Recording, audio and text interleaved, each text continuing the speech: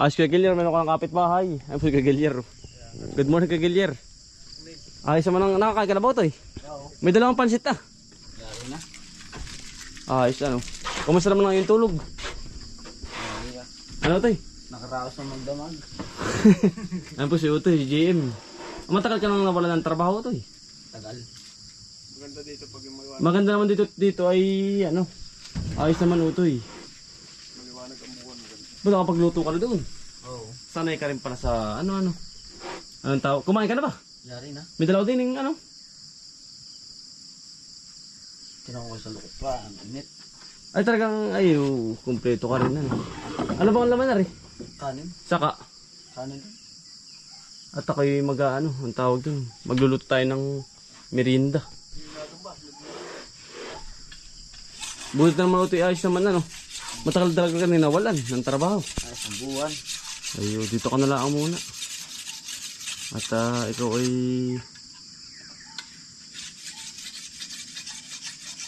para ano? Tawag din para may taong bahay din ano. Anak na nuto. Ayun, bali mga kuto, pasensya na takobad tayo kasi diretso ligot, mag-uula pa ng kabayo. Yan bali mga kuto, dito siya ano muna ngayon, nag-stay sa bahay. Yan at gawa ng siya ay ano, walang trabaho. Tinanggal daw po siya sa trabaho kaya dito muna sa atin. Butit may mag-aalaga naman po din sa ating halaman at kay Kuya Antoning Kubo, mga utol. Nagwalis na rin po pa siya. Bali sipag po. Sabi ko ayos yan. Magpatuloy mo lang yan. Bali diyan lang siya. Dito natulog sa hamok yan. Pasensya na po, may mga damit pong nakalaylay po ha. At yan po ay mga damit ng nagtatrabaho yan. Sipag po siya. Yan. Nag-ano siya.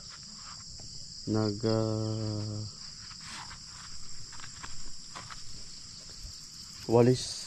Magaling. Good job Utoy. Yan. At pagpatuloy mo lang at tatagal ka rito. Yung stay ka lang muna dito sa bahay para itutuloy siya po ano. Wala nang nanay at tatay. Sabi sa akin, kukwentuhan ko mga utol. Mga bili, pwede siyang ano. Pwede po siyang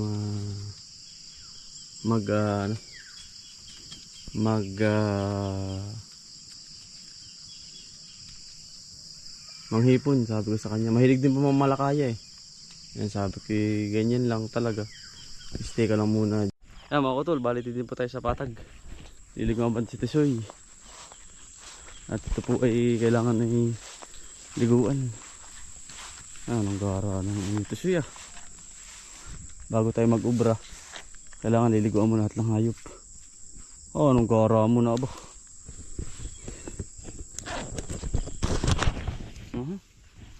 At ililiguan ko muna. Kayong dalawa ni iba na. Init na naman ang panahon.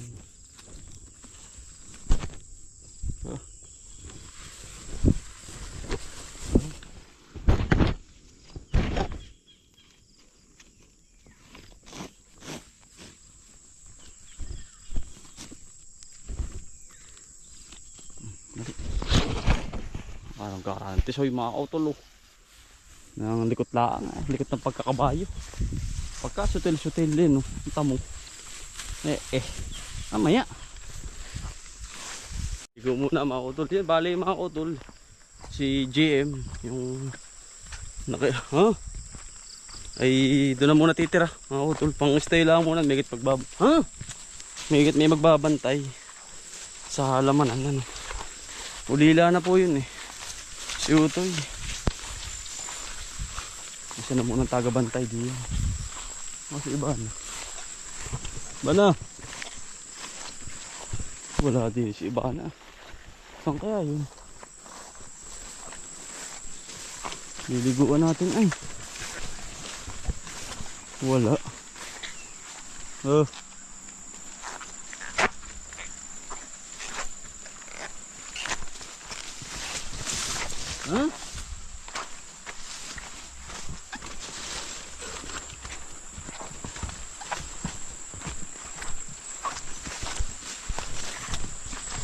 Kaso? So, likot. Liliguan muna. Dito po sa ilog.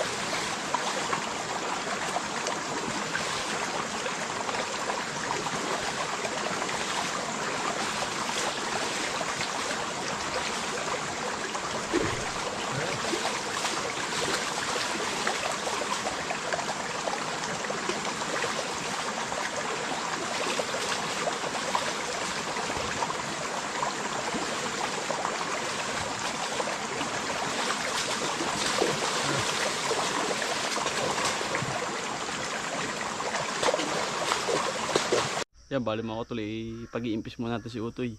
Nagtatrabaho po sila sa baba. Doon. At para po siya stable dito. Medyo madami po, pasensya na. Linisin po muna natin. Para po siya ay may...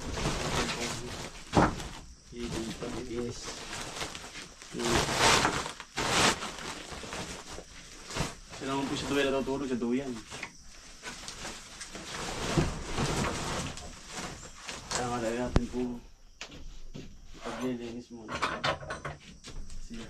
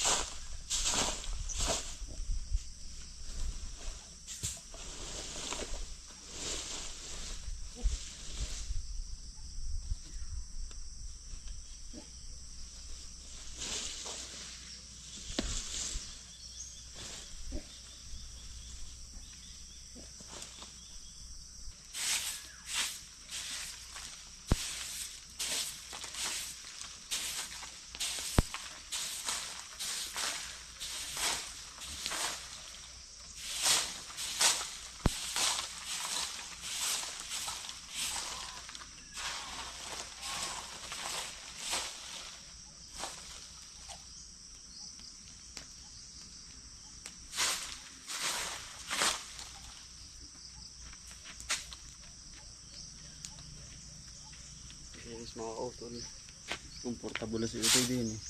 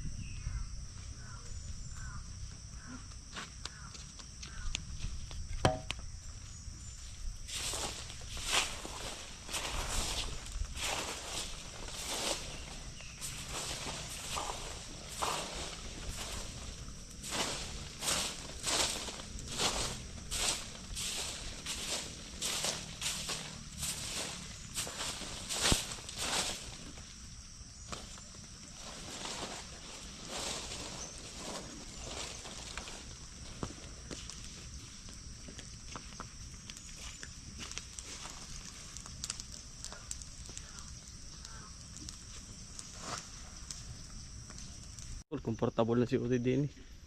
Sinilab na natin yung mga layak kahit po bawal. Sinilab ko mga utol para napakalinis po. Ito pinagamasan na niya. Ay inaayos ko po yung mga silabin. Yan, yung po mga basura. Atin pong nilinis din sa loob. Ayos na mga utol.